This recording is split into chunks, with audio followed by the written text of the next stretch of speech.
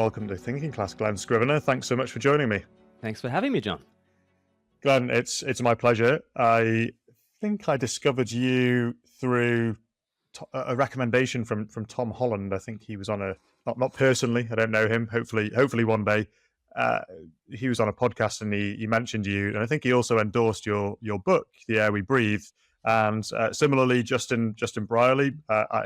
I heard recommendations from him, and then I came across your book and read it, and found it to be quite prescient for where I was in looking around at the values that we talk about abstractly, or you can often hear politicians and people in leading positions of corporations and elsewhere in public life talking about these abstract values of compassion, kindness, equality, fairness, justice, and I suppose the book, and I don't want to summarize it all for you, is that the crux of the matter is the reason why we place any importance on those things at all, that we place such primacy on them in how we govern our societies and in how we make decisions and how we treat other people, is because ancestrally, for the last couple of thousand years, we believed in the figure of Jesus Christ, the stories contained within the gospel, and of course the messages from the Old Testament.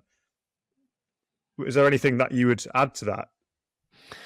You mentioned the crux of the matter, and I think that's exactly right. Crux, the Latin word for cross, and I think it's a very odd society that puts at the heart of its vision of God a figure on a cross choking to death with his arms outstretched to the world. That's a really odd vision for God, and I think the peculiarity of a culture that orients itself around Jesus Christ and him crucified is the best explanation for the peculiarity of what we see in the West, because I think the values that we tend to hold dear are quite particular and peculiar values. And I guess the book is an attempt to pull at the threads of some of those values and say, at the other end of those values is not just an abstract political philosophy. It's not just an abstract meta-ethical theory. It is a particular person who is incredibly subversive. And you mentioned Tom Holland. He says that the Jesus revolution, aka Christianity, is the most disruptive, the most influential, and the most enduring revolution in human history. And I think that disruptive aspect to Christianity is something that I really wanted to get across in the book. The peculiarity of the West is because of a peculiar story that we have centered ourselves on. And what I really want to do is get people back to that story and sort of to kind of reorient themselves to the strangeness of the beliefs that we kind of already hold by taking you to the foot of the cross and showing you the source. You mentioned that you were trying to make sure that the values inherent within that Jesus revolution do not become some kind of abstract political philosophy. I've noticed that there has certainly been a turn toward faith. I wouldn't necessarily say in giant numbers, but there's certainly a countercultural movement going on, not necessarily coordinated. I think it's bottom up, organic, people being drawn toward Christianity in a world which seems to have, or at least within the Western world, speaking here from Britain, which is probably largely atheist in a Christian sense these days, at least amongst the British, is you have people being drawn to it for various reasons. And I wonder whether you see people being drawn to it because of it can also be boiled down to an ism, like an abstract political philosophy, that it seems like a good system to govern things. Or when you're doing your ministry, do you find that people are generally drawn to it because of personal conversion experiences rather than an intellectual assent to the values? I think the personal thing is always at the heart, actually, of people's turning to Christ. And there's a saying, you rarely look up until you're flat on your back. And I would say there are various cultural influences that are at play, and there are various moments and movements in history that we're a part of, but you don't tend to pay attention to those until who knows what happens. You get the redundancy or the diagnosis, or your father dies, or whatever it is that happens, and suddenly you're flat on your back, and you start to look up. And so whatever happens down through the years in terms of people turning to Christ, there is always that profoundly personal dimension to it. But I think undeniably at the moment, there are people who are seeing that the story in the West has kind of run out of road, and there is such a thing as a meaning crisis. And we actually have fewer and fewer resources with which to navigate the personal tragedies that all of us are facing. And so definitely, I think people are looking at the recession of Christianity into the rearview mirror and starting to miss it. And we're starting to see alternative ideologies and alternative narratives that offer to orient you in life and give you meaning, significance, and purpose. And I think a lot of people are either dissatisfied by those or terrified of those. And so there are a number of refugees from the meaning crisis, I think, that are showing up in church. There was a guy in our church just recently. He showed up and he said, "Look, I realized that the Bible has built the modern world, and I don't know the first thing about the Bible. So 2 weeks ago, I ordered a Bible from Amazon." And I just said, "Oh, what translation of the Bible did you order?" And he just said, "The old one." And I said, "The King James Bible?" He said, "Yeah, that's the one."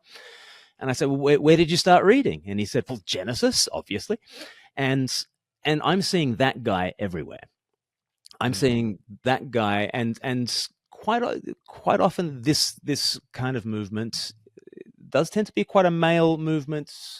Guys in their 20s and 30s, recognizing that Christianity has built the West to one degree or another, and that without it, we are to some degree lost. And so, a number of my neighbors have started taking themselves off to church, and even taking their families off to church, because they've recognized that the story in the West has kind of they've lost the thread of that narrative that used to orient us, and people are wanting to throw themselves into church and throw themselves into something ancient and embodied and challenging and meaningful.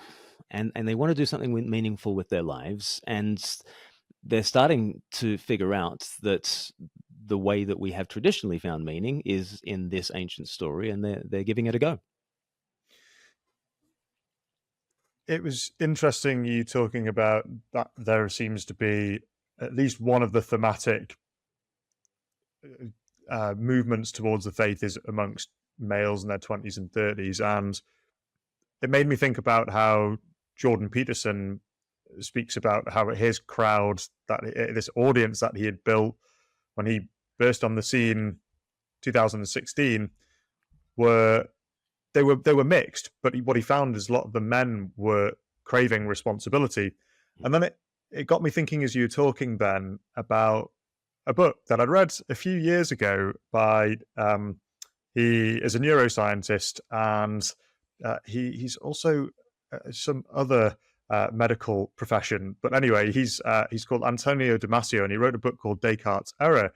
And within that, he talks about the different stages of brain development, the usual prefrontal cortex, which is how you make your executive decisions, or the executive function doesn't mature until you're 25, and it's at that point that you got that fully adult brain you're going to stay with forever. So everything that happens before that, that's pretty important.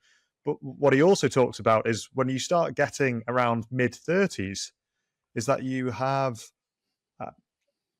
this tendency to want to steward the culture you were brought up in, that you want to become the guardian of it in some way. So even if you haven't previously lived that way, you suddenly start to see that it's something that needs to be kept going. It's almost like we are wired to carry on a tradition.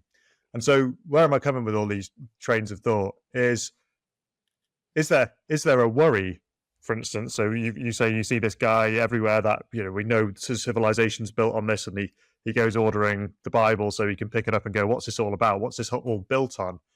Is there a worry that there's been such a total wiping away in some respects of an understanding of that history and tradition between the ages, that there'll be people reaching those 30s points and they're looking around and going, I don't even know where to look.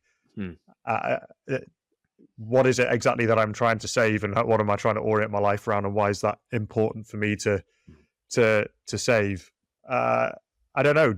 Or do you think that people will always be able to find the answer, because no matter what, the church will endure regardless of the lowest ebb that it's at? Well, church, you use the analogy of ebb, and I think that's exactly right. There's ebb and there's flow. There's high tide and there's low tide. Another sort of analogy that's more anchored in the scriptures is there's full moon and there's new moon. The moon is meant to be reflecting the light of the world, the sun, into the world, and sometimes the moon is very bright, and sometimes the moon is less bright. And so the fortunes of the church will absolutely ebb and flow, and wax and wane, and all those other analogies, quite a lot. But I think because we are at such a low ebb at the moment, because of low tide, as regards the sea of faith, I think there's certain things you see at low tide that you don't see at high tide. High tide conceals things, and high tide faith conceals things.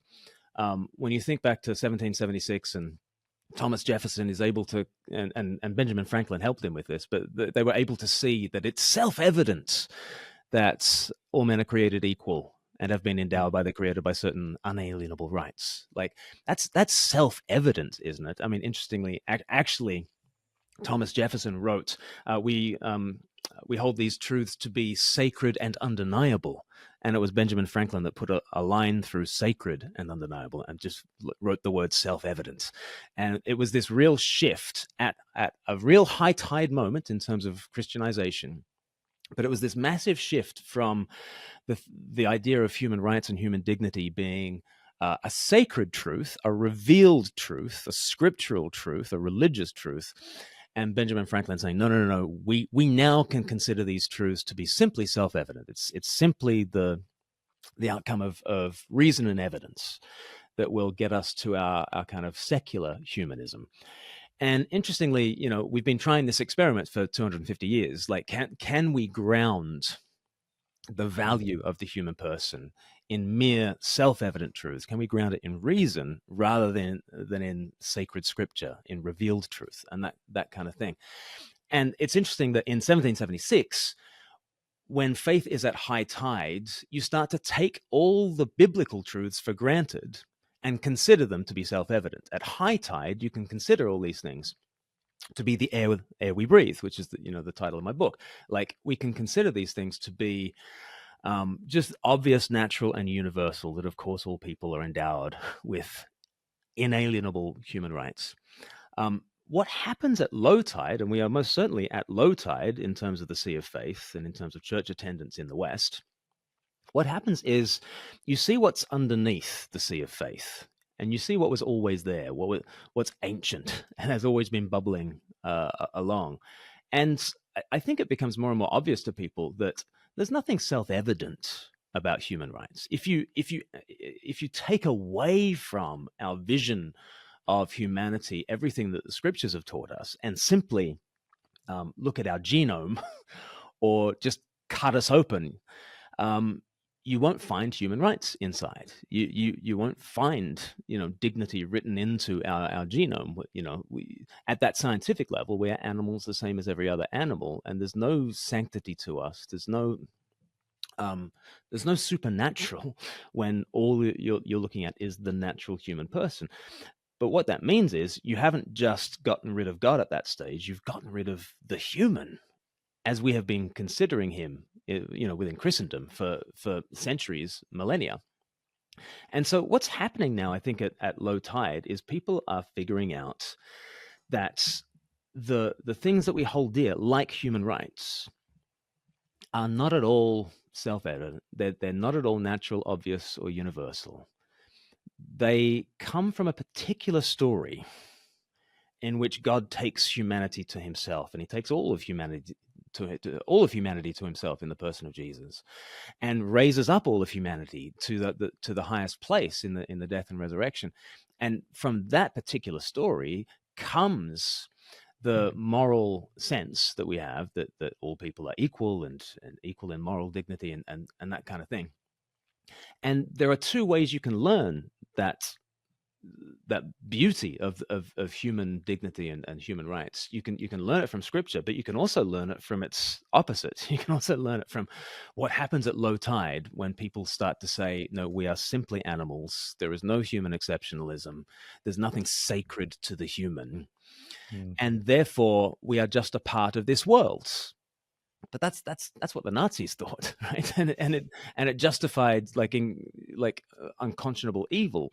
And I think at low tides we are starting to recognize what it is that's natural about human beings, and what it is that's been taught to us by the Christian story. And in the absence of that Christian story, people are feeling the lack. So at the low ebb of the church, I think there are very obvious reasons why people are now seeking the Christian story once more, because we're recognizing that without that Christian story, the things that we have taken for granted don't make sense anymore. And what I want to say as a Christian is, well, to return to that Christian story, not in order to add this absurd, nonsense, supernaturalist vision to your life, but actually in order to ground the beliefs that you already have. You already believe in the unalienable right of human beings. Like you've been taught that, but I want to give you the grounds for actually believing that. You articulated so much more clearly than I could have possibly done what I've been thinking about recently, which is that by Christianity falling away from society, that we have become less human in the process, and that actually those values which you have said we've come to hold as self-evident, but really they are the products of cultural practices and beliefs over an unbelievably long period of time, is that without those we become more like animals, because we have nothing. We don't hold each other to be sacred. We don't symbolize the passage. We don't symbolize particular periods of life, like a birth, like a coming of age, like a union of people and souls, like marking the end of a life in a certain way. As if it's all stupid, if it's all pointless, if it's all made up, and we're just animals, then you can have a pretty unremarkable life where you have none of those things. You can have a totally different way of interacting with people. You know, if they aren't sanctified in any way, if people aren't inherently dignified as people, as individuals, then, you know, as you alluded to with the Nazis, you can treat people however you want. Which is not to say that if you're not Christian, that means you're a Nazi, but that faithlessness in the Christian religion, it's kind of like, I don't want to fall into this kind of scientific worldview or language here, but it's almost like this cultural tool that's come through evolution somehow, that we've actually reached a much higher peak as a species by having come across the Christian story, and without it we recede from that. Yeah. What do you make of that? Set of thoughts?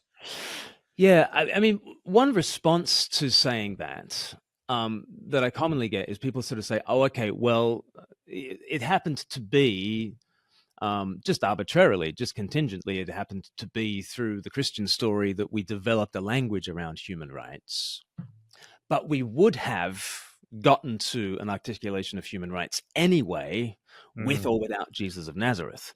I once put that question to Tom Holland, and his kind of his scornful laugh at that time we turned into a meme, because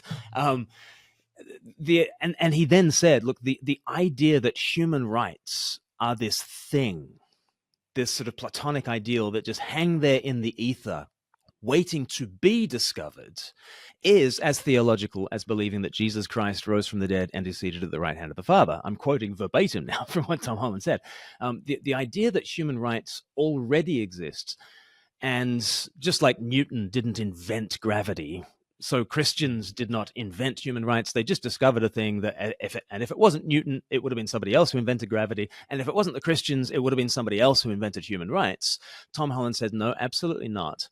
And if you think that human rights are already a thing, and any old story or system could simply bump into them, you already hold to a very theological view of the human, a very particular view of the human, because the particular view of the human that undergirds human rights is a view that says all people, male, female, black, white, gay, straight, rich, poor, we are all the moral equals of one another, and that equality extends to the very fringes of the human family, no matter how weak or poor, no matter how economically viable we are, or any of these things.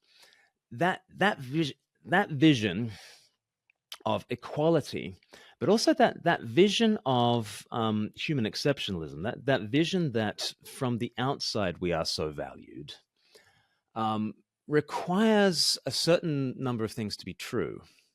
Because if Thomas Jefferson, for instance, said that, we hold these truths to be self-evident, that people like us have inviolable rights, we would all say, oh, how dare you, Thomas Jefferson? What gives you the right to have a little coterie of humans, and everybody on the outside of the club doesn't have that status? When you say we have human rights, the big question should always be, well, who's we? Mm.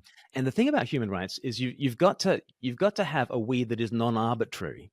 You've got to have a we that extends to the very fringes of the human family, but also a sense of we hold these truths to be self-evident that is non-arbitrary. Because as soon as you say, well, it's arbitrary that humans have gotten to the top of the evolutionary tree and therefore we conclude ourselves to be king. Why doesn't a subset of human beings just say, no, actually, forget, it should just be landowners, right? And let us never forget, Thomas Jefferson held 600 slaves, as he said. We hold these truths to be self-evident that we're all equal, right? Never let that be forgotten, because there's always that massive question mark over, okay, if humans are exceptional, says who? And the Christian story is that somebody from outside the human has valued the human, and has valued all humans in that single humanity, and has lifted all humans up to the highest place. And as soon as you've said that, you've said the Christian story, right? You've just said, God has become man and has exalted humanity to the highest place, which is a uniquely Christian story to tell, the story of the incarnation. And so both myself and Tom Holland would both kind of push back, I think, against those who would say human rights are a thing and Christianity happened to bump into that thing. Actually, what is inherent to human rights is kind of a doctrine of the incarnation, which is an already explicitly Christian kind of a thing. Does that make sense? It does. And I suppose the follow-on question that seems obvious to all of that now is that, let's say Christianity, the church, its ebb gets lower. It ebbs even further. And we might talk about how we want compassion, we want kindness, we want equality, we want freedom. But how long will they hang around for if we don't ground our cultural practices, our institutions, which were largely built around them, the things like rule of law, for example, also sprouted out of this tradition? But how long does all that stuff hang around for?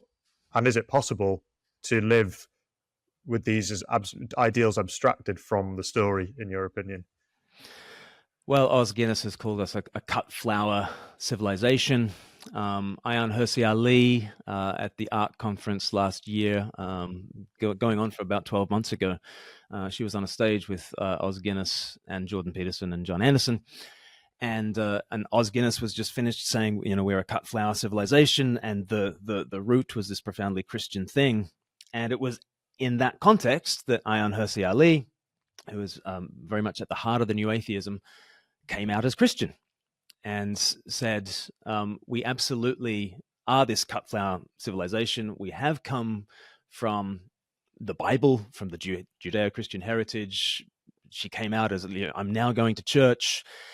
And she was actually the one who injected the note of hope there, because she said it might be a cut flower civilization, but we've got seed packets, and we can get out there and we can scatter the seed of, which is a profoundly biblical analogy. The first parable Jesus tells is the parable of like sowing the seed, and the seed is the word of God.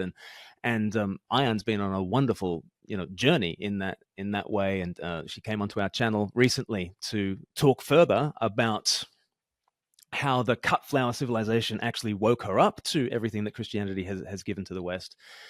And it through both that and through some personal difficulties led her back to Christian faith. So I don't think these things exist by themselves. I think the liberal values that we tend to prize come from a place, and they need to be nurtured by the vitality that actually gave rise to them in the first place. Tom Holland was asked, what do you see as the future? And he kind of laid out three different futures in an interview that he gave to me a couple of years ago. He said, one future is maybe we don't need Christianity to have these values, and maybe we can just cast off every bit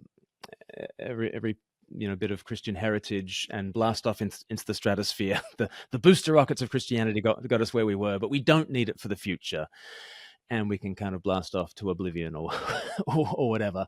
And maybe it's just progressivism all the way, and it sheds every Christian skin. Possibly. Option number two for the future, there might be a real anti-woke backlash against that. And that could end up being quite Nietzschean.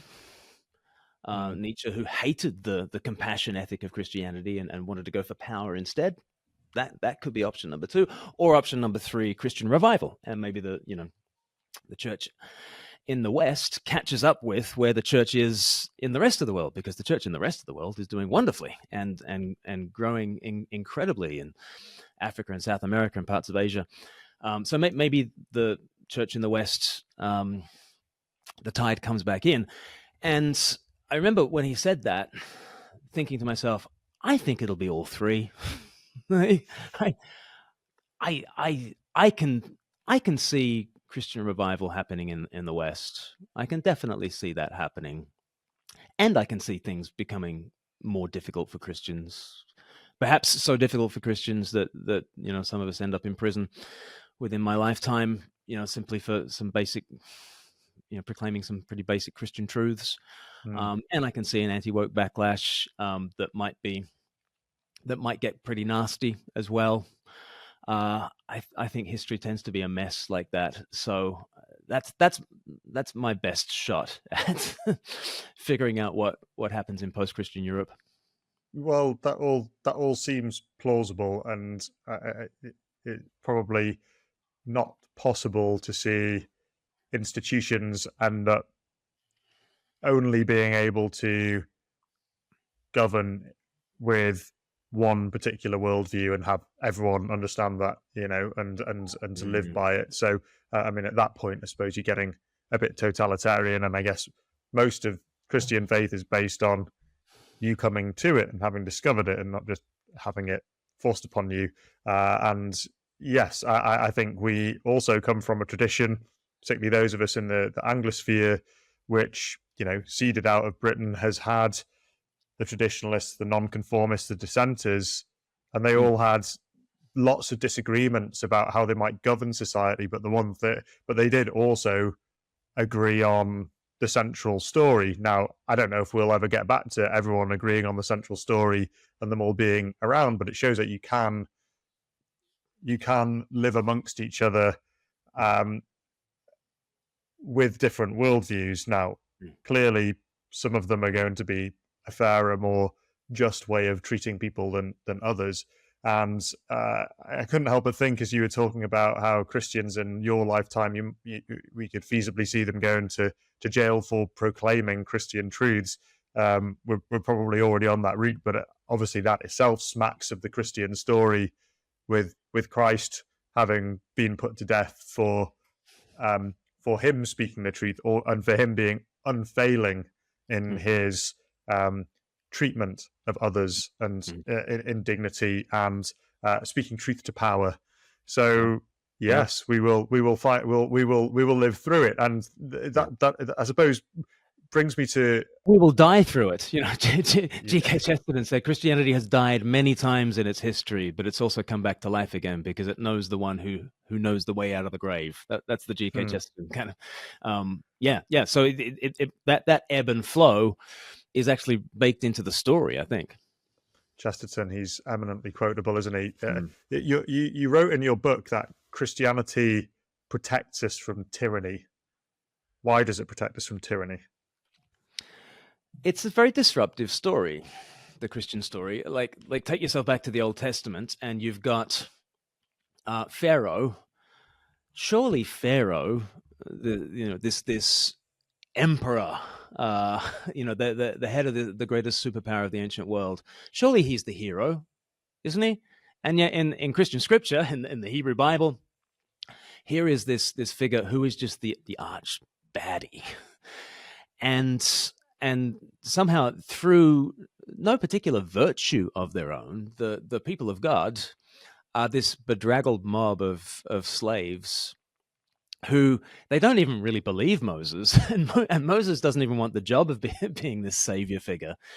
But the God of the burning bush meets Moses and says, we are coming out of tyranny. We are coming out of this overlord called Pharaoh. And so the whole story is this story of redemption, which means, buying you out of slavery and buying you out from under this tyrannical overlord. And of course, the Israelites come up out of Egypt and they go through the Red Sea, but the slaveries don't end just because you don't have a mega state over you. The people of God figure out that simply because they're free of economic and political slavery, there is still spiritual slavery. And then the story continues. They're in the wilderness, and because of their unbelief, they end up in the wilderness for an entire generation. And an entire generation of Israelites kind of die out because of unbelief. And it turns out that there's a deeper slavery than political slavery or economic slavery. There's a spiritual slavery. Fast forward into the New Testament, and here comes Jesus, who is explicitly again and again saying that he is bringing about a kind of a cosmic exodus, kind of a cosmic redemption, that your true overlord is Satan, and he has come to redeem us out of that. And he says in John chapter 8, whoever sins is a slave to sin.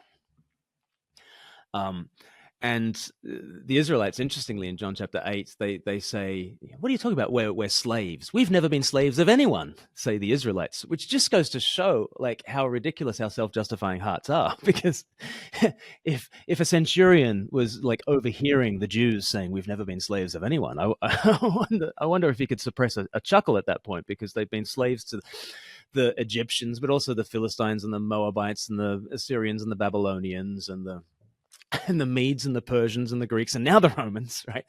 Who hadn't they been slaves of?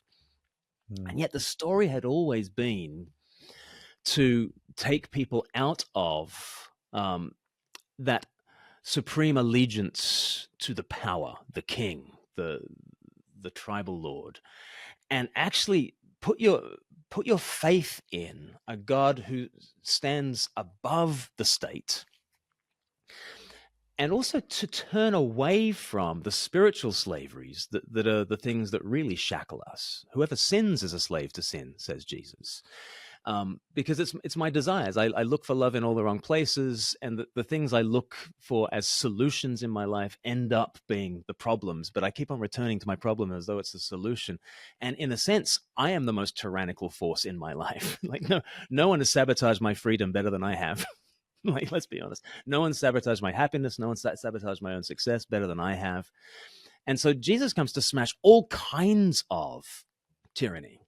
There is the tyranny of the state, and there is the tyranny of political and economic slavery, but there's also the tyranny of me and my own heart and my stupid desires that enslave me. And the whole message of Christianity is this freedom narrative. It rolls on into the New Testament. And what's fascinating about Christianity, and it is completely novel in the history of the world, is that you can become a Christian, and that doesn't stop you from being a Mede or a Persian, and it doesn't stop you from like being a Galatian or being a Philippian or being a member of any city-states or any empires. And the Apostle Paul starts writing these letters to the early Christians. And he's like, oh, yeah, no, you don't have to become circumcised. Like, I know it's a kind of a Jewish thing because it's a Jewish Messiah and we've got these Jewish scriptures and we still believe in the Hebrew Bible, but don't become a Jew. You don't need to become a Jew. You can be a Philippian. So he writes to the Philippians in Greece and he says, to those who are in Christ and in Philippi, which means, so spiritually speaking, your location is in Christ, but your geographical location and even your political allegiance, be a citizen of Philippi, but just know that really your citizenship is in heaven and you do have a higher Lord. And let's do the Jesus thing. Jesus said, pay taxes to Caesar and give to Caesar what is Caesar's, but give to God what is God's. And Jesus and Paul in the New Testament, the whole Bible is kind of saying, you can be an Australian as I am, you can be a Brit as you are, and nevertheless, paying taxes to that earthly power, the Jesus story both affirms you in your political identity, yes, fine, nationality-wise, ethnically, you have that kind of identity, but there's a far greater story in Christ that truly orients you to the degree that you can faithfully serve the Roman Empire, to the degree that you can faithfully serve Caesar. But at some point, your allegiance to Christ as Lord will mean that you have to say Caesar is not Lord.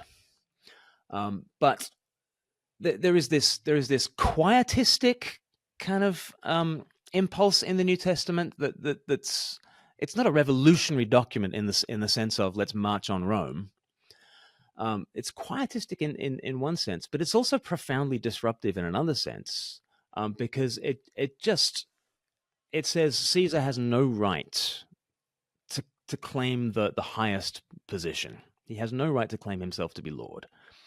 And so Christians have had a history for 2,000 years of being, hopefully trying to be as good a citizens as we can be, but also of being the most disruptive movement in history, because we have a higher allegiance than the state. And isn't it interesting that as Christianity recedes, what other spiritual forces rush in to take the place in that spiritual vacuum? And the state is 100% is a competitor to allegiance to God in lots of different ways. God provides and protects for you. That's a very biblical definition of who is God. He's the ultimate provider, the ultimate protector. What does the state, especially the state in 2024, promise to do for you? Promises to provide and protect for you. And so there is that competition between God and the state. And it is no wonder that as Christianity is on the wane in the West, that authoritarianism is absolutely a competitor that rushes in to take that place. But I think to the degree that we immerse ourselves in the Christian story, there's a very healthy resistance to tyranny that's just woven through the story. The point about the state almost becoming deified is one that I'm sympathetic to, and I think if anyone was to look at how people respond in times of crisis, or perceived crisis, whether blown up through media attention or whatever, is what's the government going to do about it? Everyone looks to the government for answers. Effectively, we have come to outsource our lives, our livelihoods, our futures, our health to the state. Now, obviously, religion can't necessarily provide for absolutely everything practically, but one thing that I think has been lost is that if you read the novels, the diaries, the accounts of how people lived, even through the Industrial Revolution, no matter what their class, is that they had the King James Bible and probably John Bunyan's Pilgrim's Progress by their bedside if you're in Britain, and there was this sense of responsibility, not just for yourself and to overcome your misdeeds and your vices and temptations. There was certainly lots of Christian movements that kept a lid on too much alcohol being consumed and calling it the demon drink. That was Methodism, and that was in the working class communities. Whereas, now we tend to live in this post-Christian society quite hedonistically. People live for the weekend. They don't restrain their desires so much, and communities which were once built around the parish church or whatever else in terms of your community there was a strong center, and everyone was cohering themselves around the Christian story, really, and all of the practices that entails. And they were able to look after themselves, their families, their communities, play their part, see themselves as stewards of something bigger than themselves, and not just about living in the present with infinite choice about me and with absolutely no one to answer to, no judgment. And in fact, we live in the don't judge me culture, right? There's no one wants people to cast judgment on them in some way. Now, I know in the Christian story, there is a line which is do not judge lest ye be judged, which can sometimes, I think, be misread to say you should never judge. But actually, it's more to say do not judge unless you're actually trying to live the right way in that particular moment too. Yeah, I think it's possible to be able to help people along and to say that actually there's a better way of comporting oneself, but provided you're not being a hypocrite along the way. And without any of that, we can live really freely. We can expect the state to pick up the pieces when we fall down. In fact, that's where we look toward. We almost don't want to take responsibility for ourselves, our communities. We just want to say, we pay our taxes, you deal with it. Yeah, I mean, I've just been in a part of the world where I've an elderly relative and he's very unwell, and there is no social safety net around him, and that is a scary place to be, and that does feel like a less than Christian place to have arrived at. When somebody is vulnerable and there is literally like no one around to kind of help him. But where we've arrived to, in which the state has gotten to the size that it's gotten to, I think is one indication of the lack of Christian influence on our society. I think another thing to add to that is, I think we've become more judgmental horizontally among ourselves in the absence of the judgment of God, right? And that might appear to be a contradiction. Like, surely you would think that once you get rid of religion, you'll become less judgmental. I think the evidence is in, and it shows that hypothesis is false. We love judging. We love judging a heck of a lot. And Dostoevsky, what's the famous line? Without God, everything is permitted. I think now we're discovering without God, everything is preachy, really, really preachy. One of the reasons I think, let me see if I can think of two reasons. One reason is, in the absence of the Christian story being that around which we orient ourselves, we have plumped for values in the abstract. And my chapter headings in the book are these abstract values, and equality, compassion, consent, enlightenment, science, freedom, progress.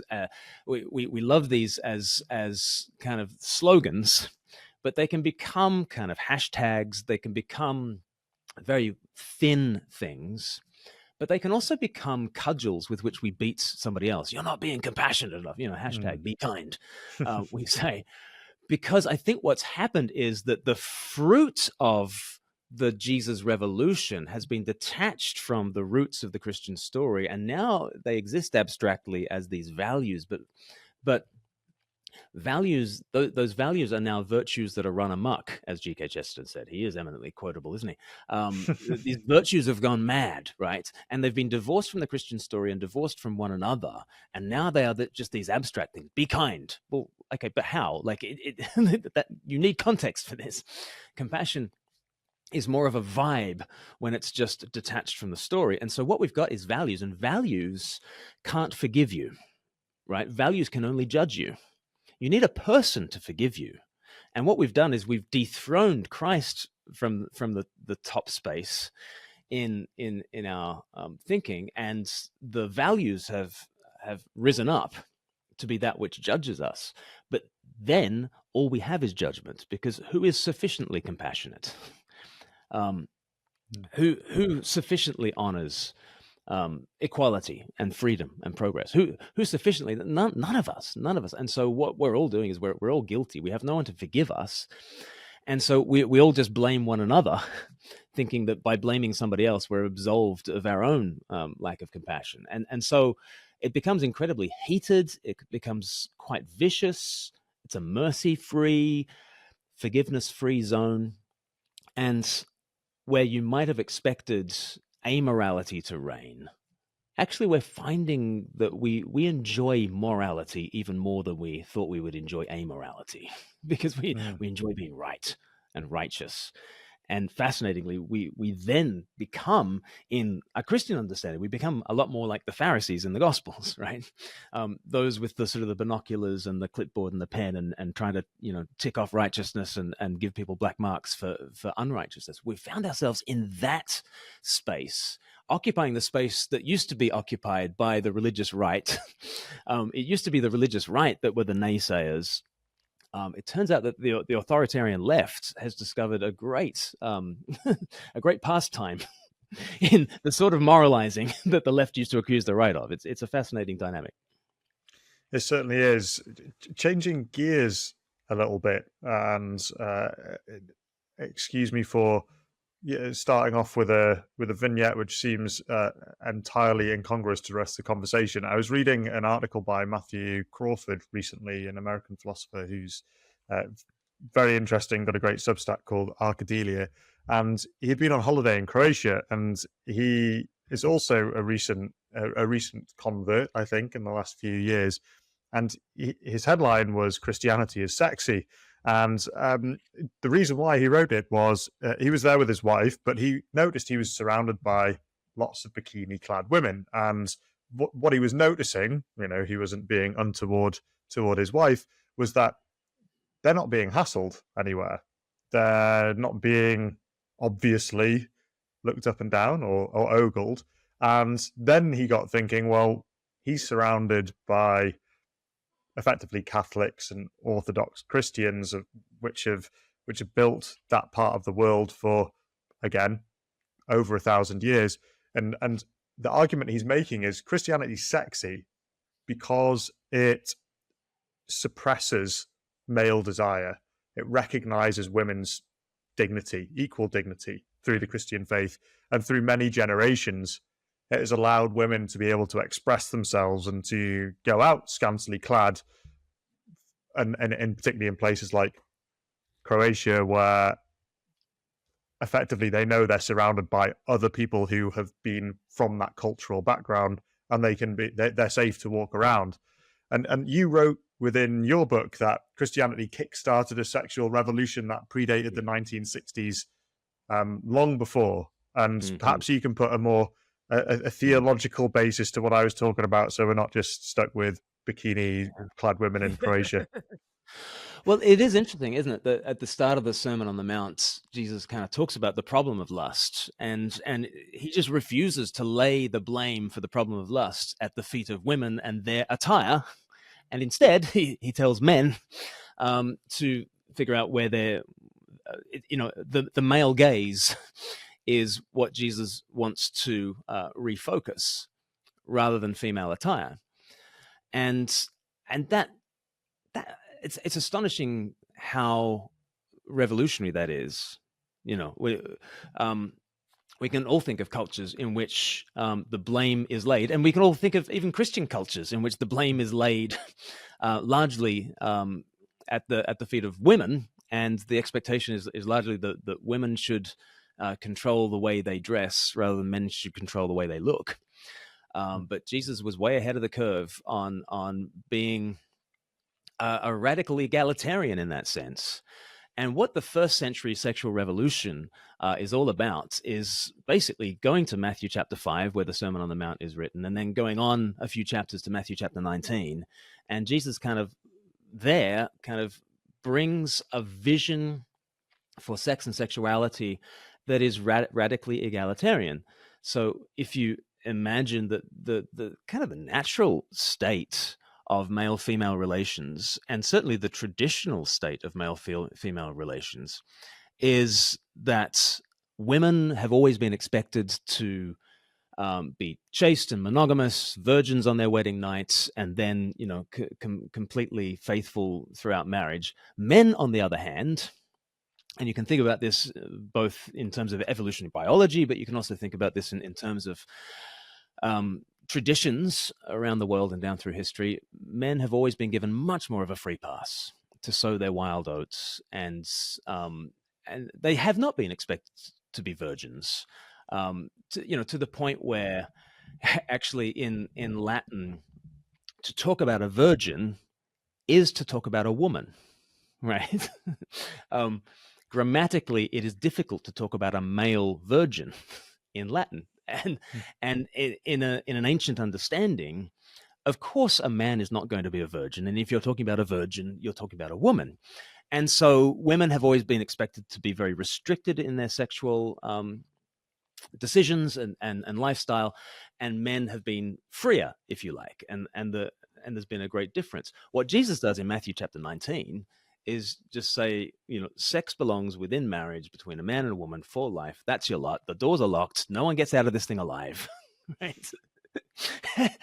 And the red-blooded men surrounding Jesus, it's even recorded in Matthew chapter 19. They say, if this is the case, it would be better if we never married. Now, Matthew does not record what the disciples' wives thought about that question later on that night. I imagine if Peter's wife said, "What do you mean it'd be better if you weren't married? What are you doing?" But red-blooded men considered the sexual revolution of Jesus to be incredibly inhibiting, but it was utterly equalizing. You were expected to be virginal on your wedding night, the way that women have always expected to be virgin on their wedding night, and you're expected to be faithful within marriage, the way women have always been expected to be faithful throughout marriage. And what this birthed was really the first sexual revolution, I think, and it was an utterly egalitarian sexual revolution. The 1960s sexual revolution was egalitarian in the opposite direction. So through technology like the pill and through social attitudes, basically women were said, oh, you can be now as liberated and as expressive sexually as men had always been allowed to do. And so the equalization happened in the opposite direction in the 1960s. And in a sense, our sensibilities about sex and sexuality are a mixture of the original sexual revolution that Jesus had, which I think is the more romantic revolution, but it's a mixture of that first century revolution and the 20th century kind of sexual revolution, and we're kind of figuring that out. But I would direct people to a couple of books to read on this. So one would be Kyle Harper's wonderful book From Shame to Sin. A classicist and ancient historian, he kind of looks at the way that the Christians utterly rewired everything we think about sex, actually, largely through those two bits of teaching. Jesus basically says in Matthew 19, sex is for marriage. And Matthew 5 just says, and outside of that context, don't even think about it. That's that. And Kyle Harper says, all of our erotic energy is to be cramped into one frail sacred union called marriage. That's the Christian vision. But then the other book I'd invite people to have a look at is Joseph Henrich. He's an evolutionary biologist at Harvard. He's written a book called The Weirdest People in the World. Where does the peculiarity and the prosperity of the West come from? He says it's from the marriage and family program that the early church brought. And one of the things it does is, because it's radically egalitarian, it means that you won't have involuntary celibates, or you'll diminish the number of incels, involuntary celibates out there, because it's radically equalizing the playing field. You don't just get Genghis Khan, who gets all the women, one man for one woman, which is, it's like socializes sex and marriage out there in the culture. But therefore, men are tied to their women and to their children through the bond of marriage. And Joseph Henrich, he's not a romantic, but he just calls this the testosterone suppression system. And he says the early church reached down and grabbed men by the testicles. Which, not the most romantic way of putting it, but from an evolutionary biology point of view, that is kind of what happened. And I think that first century sexual revolution has been for the prosperity of our civilization. And so I would, neither Kyle Harper nor Joseph Henrich claim to be Christians, but I would just point you to, if you're looking for the wisdom of why Christians are so weird about sex, I would point people to those books. Yeah, it is fascinating. I've certainly had these conversations with people before, where they believe that the chastity within Christianity has been all about keeping women down. And as you've just outlined, no, the same standard applied to everyone. What I couldn't help but think toward the end there with the grabbing by the testicles remark is there are some young red-blooded males out there warming up to moving towards Christianity until they heard that line. And I suppose the only way we can win them back on this front is the other way of looking at this is that women benefit from this so much, insofar as we also benefit from it, that we get to know someone so intimately, that get to treat them as though they are cosmically significant and not some kind of sexual chattel that we can just pick up and put down. And within that, it civilizes us. It gives us a depth of human experience that we could have never experienced otherwise if we just went round like Genghis Khan, treating everyone as he did and leaving them on the wayside and causing much harm and distress along the way. And I suppose that gets all the way back to the Christian story of everyone's endowed with the same dignity. And that's why it's worrying with the recession of Christianity, because without Imago Dei, without we're created in the image of God, every single one of us being equal, that it opens the door for us to treat, whether sexually or otherwise, people as less than human. And we've got plenty of examples from history as to why that is not good, both for them, for us, for civilization. So, Glenn, it's been an absolute pleasure, and I don't want to keep you all day because you'll have lots to do. Before you go, there is a question that I like to ask every one of my guests, which is, what have you changed your mind on in the course of your life that you once thought to be set in stone? And what was it that made you change your mind? Lots of things. Like in researching the book, I changed my mind a lot on the Middle Ages. I think I, like most people, considered them the Dark Ages and just full of, battles and bubonic plague, and that's kind of it. And that was mind blowing, really, looking into the riches of what the Middle Ages were all about, and the influence that they still have on today. But oh gosh, I think it's such a boring answer because I'm in my 40s now, and I think the thing I'm really realizing is I had a temperamental love of being on the outside and being a voice crying in the wilderness, being a dissident voice. And if you look at all my YouTube subscriptions, they've all got the name dissident or rebel in them somewhere, and it's all that kind of, and all my Substack, subscriptions, they've got the word heterodox in there somewhere, Yeah. like, and I think getting into your 40s, you start to figure out, oh no, but you want to build, don't you? Like you can't build anything on just eternal skepticism, and a number of different, and that means a number of different shifts in thinking. But I think they all, the number of different shifts that I'm having at the moment, I see that they orbit around this thing that happens when I guess you've got to grow up at some stage and figure out how you positively build stuff because it's too easy to critique. And I think a lot of my mindset is shifting along those sorts of lines. And I guess what has made me do that is, I've got a couple of kids, and figuring out how to build a little cosmos, a microcosm as a household.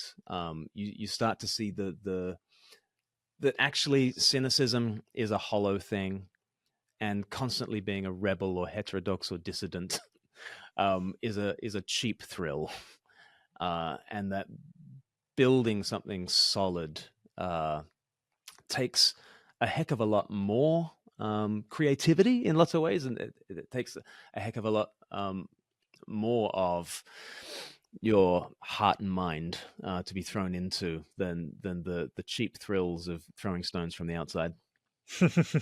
There's something in that for everyone. I mean, dissident energy is necessary, clearly, but it needs to be channeled somewhere. And if it is based on values, then in the end, you have to put your money where your mouth is, or at least stand.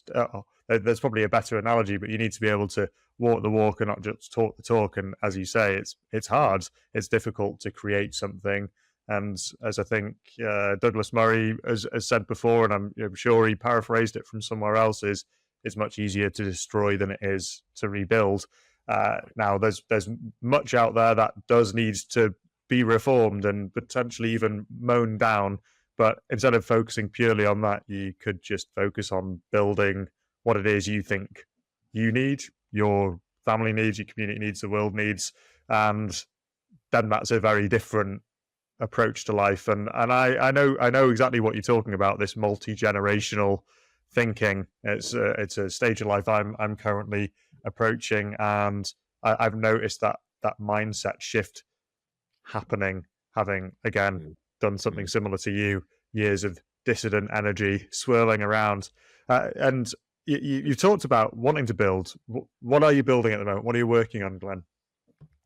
Well, I mean, people can go and see it if they like. It's called 321. It's a kind of an introduction to the Christian faith that assumes no prior knowledge. I don't assume, I know I've rabbited on about Christianity the whole time. I don't assume that the listeners here have any familiarity with Christianity necessarily, but I do think if it has built our world, it's worth getting to grips with it. And so we've done this sort of Christianity 101 that makes sense in a digital age. People can go to 321course.com, start an account, and go through the course. It's utterly free. We won't spam you. But I don't think you'll understand yourself or your world if you don't understand this Christian story. And this is my best effort at explaining it from the ground up. Well, Glenn, it's been an absolute pleasure. Good luck with that. Good luck with building. And I hope to speak to you again in the future. It's been an utter delight. With you too, John. Thank you so much. Thanks, Glenn. Take care.